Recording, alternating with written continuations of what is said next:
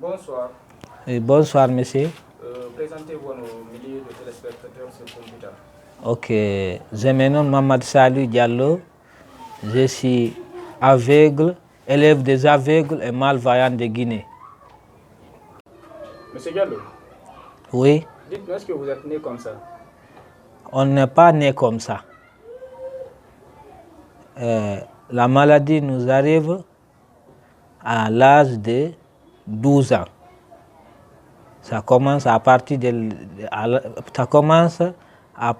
l'âge à 12 ans, ça commence. Et donc, si je comprends bien, cette année, vous avez quel âge vous? Moi, actuellement, j'ai 23 ans. Donc, ça a commencé à l'âge de 12 ans, Oui. à votre niveau.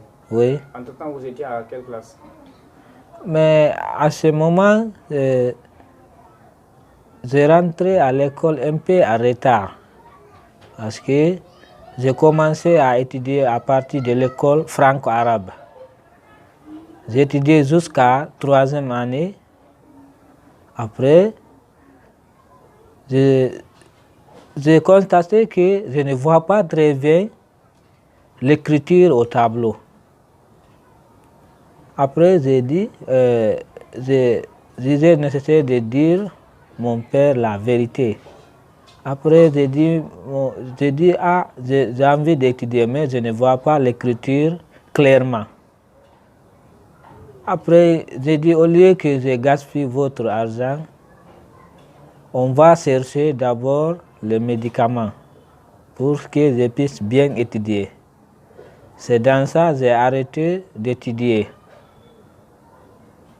J'ai resté à la maison pendant 3 ans sans étudier.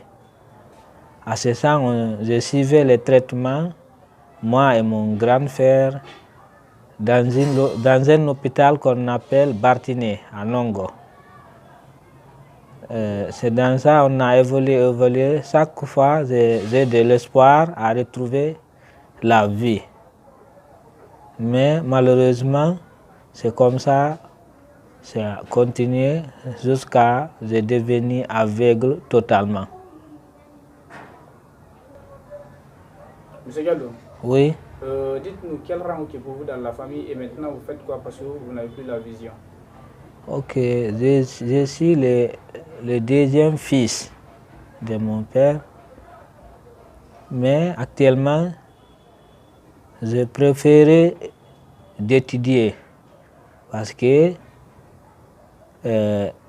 être handicapé ou bien être non-voyant, ce n'est pas synonyme de faire la mendicité. Actuellement, j'étudie l'école française comme l'école coranique. J'étudie les deux à la fois. Ok. Monsieur Gallo, dites-nous, vous êtes ici entouré de 2 personnes. Qui sont ces 2 personnes pour vous? Ce sont mes petites frères. Nous sommes de même père et même mère. Et comme ça, ils ont dépassé maintenant 12 ans. Est-ce que le problème a commencé chez eux? Eux aussi, ils ont atteint de cette maladie. C'est pour cela, c'est très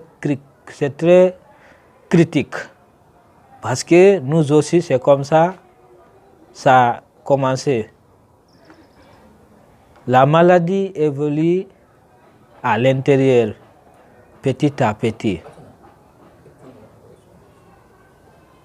C'est comme ça, ça évolue. C'est dans ça, je disais nécessaire de ne pas s'asseoir. Ok. Dites-nous aujourd'hui, comment est-ce que vous vous sentez? Au départ, vous aviez la vision. Aujourd'hui, vous n'avez pas la vision. Après tout, c'est Dieu. Mais il y a la maladie. Mais comment est-ce que vous vous sentez dans la société? Marginalisé ou bien comment? Ou bien ça vous donne de la force pour poursuivre vos études afin de devenir demain quelqu'un? Ok, je sens à l'aise parfois. Mais parce que en me voyant partout là où je passe, on me respecte. Pourquoi on me respecte? Parce que quand on prend la matière coranique, là, je connais quelque chose. Si c'est à l'école, là aussi, je me débrouille pas mal. C'est dans ça, tout le monde me respecte dans ça. Partout là où je pars, tout le monde me respecte. Mon seul inquiétude, c'est comment je vais sauver ma famille maintenant. C'est ça mon inquiétude. Dites-nous, là où vous êtes comme ça, vous êtes en location ici ou bien c'est vos parents? Ah, ce sont nos parents. Donc ici, vous ne payez pas les frais? Ah, pour le moment, on ne paye pas. Où se trouvent maman et papa? Ma mère est là, mon père, lui, il est décédé suite d'une maladie qu'on appelle insuffisance rénale. C'est lui qui s'occupait de nous, pour nous soigner, pour s'occuper, pour nous nourrir, tout ça. Maintenant, c'est ma mère qui se débrouille pour nous, tous nos besoins, c'est celle qui occupe de tout ça. Ok, Monsieur Gallo, quel appel lancez-vous à toutes ces personnes qui sont en train de nous regarder à travers le monde sur computer? Je lance un appel fort à toutes les bonnes volontés, les associations nationales et internationales, l'État guinéen. En nous voyant comme ça, c'est très pathétique. Regardez, dans une famille, nous sommes au nombre de 6 personnes. Si la maladie atteint 4 personnes, demain, après, tout le monde connaît la vie.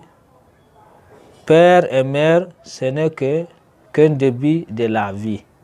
Après père et mère, qui va s'occuper de nous? Si Dieu ne nous sauve pas, parmi mes petits frères, qu'on aura parmi eux les gens qui sont réussis de vaincre de cette maladie. Comment nous allons faire demain? C'est dans ça que je demande l'opinion nationale et internationale de venir en aide. Parce que nous avons consulté les médecins contenant de mes petites frères. Ils ont dit que c'est soignable. Si on ne reste pas jusqu'à la dernière minute. Parce que la maladie, ça évolue. Mais c'est par manque de moyens. Parce que même mon petit frère, celui qui est assis à côté de ma gauche, mon père, ils ont fait les traitements. Il y a un docteur qui disait qu'on doit les ramener à l'extérieur pour les soigner. Mais ça, c'est en 2014. Il a tout fait pour se rendre là-bas. Mais à ce temps, ça trouvait que cette maladie est venue, qu'on appelle Ebola. Il dit que d'attendre jusqu'à qu'on finisse de vaincre cette maladie, après il va partir pour s'occuper de lui aussi. Mais peu de temps, lui aussi, il est tombé malade. C'est dans ça, tu vas s'occuper de quelque chose jusqu'à quelque chose s'occupe de toi. Tu vas laisser tout ce qui te s'occupe, ce qui te s'occupe maintenant. C'est dans ça il a laissé tout ça, l'a fait des yeux. Maintenant, il a s'occupé de son maladie. Dans ça, il est décédé le 24 février 2020. Maintenant, en voyant tout ça, maintenant, je disais nécessaire parce que tout ça, ça revient à moi. Parce que même si je n'ai pas de moyens, mais je disais nécessaire d'alerter tout le monde entier pour qu'on vienne, qu'on nous aide financièrement, moralement, pour vaincre cette maladie. Parce que c'est très grave, c'est très pathétique, ça me fait mal de voir, je ne vois pas mes petits frères aussi, et aussi, ils atteignent cette maladie. Ça fait très mal, mais tout ça remet à Dieu. Bonsoir. Bonsoir. Votre nom? Je me nomme Diallo Ousseinetou. Vous faites quelle classe? Je fais la 12e année. Quel appel lancez-vous aux personnes de bonne volonté pour ne pas être comme votre grand frère? Je lance à tout le monde entier, national et international, de nous venir en aide pour vaincre cette maladie qui nous tracasse. Je demande à tout le monde de nous venir en aide, de ne pas être comme nos frères. Parce que quand la maladie nous atteint, nos frères ne vont pas s'occuper de nous et nous aussi nous n'allons pas s'occuper de nos frères. Chacun va s'occuper de sa maladie. C'est dans ce cas que je demande à tout le monde de venir nous sauver. Comme nos frères ne sont pas sauvés, de venir nous sauver pour vaincre cette maladie. J'ai envie d'étudier pour réaliser mes rêves. Quels sont tes rêves? Mes rêves sont de devenir un médecin. Et encore pour faire la médecine, un aveugle ne peut pas faire la médecine. Parce que on ne peut pas donner un aveugle de venir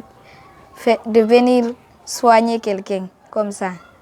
C'est pour cela que je lance un appel de nous venir en aide. Bonjour. Bonjour monsieur. Votre nom? Je me nomme Diallo Alassane. Vous faites quelle classe? Je fais la terminale cette année. Ok, au fait, quel appel lancez-vous aux personnes de bonne volonté pour ne pas être comme vos grands frères? Je donne un grand message pour les grandes personnes volontaires de nous aider, car cette maladie, c'est une maladie dangereuse et très pitoyable. Une famille entièrement aveugle, c'est très pitoyable. C'est ça que je lance à toutes les grandes personnalités nationales et internationales, car on veut étudier.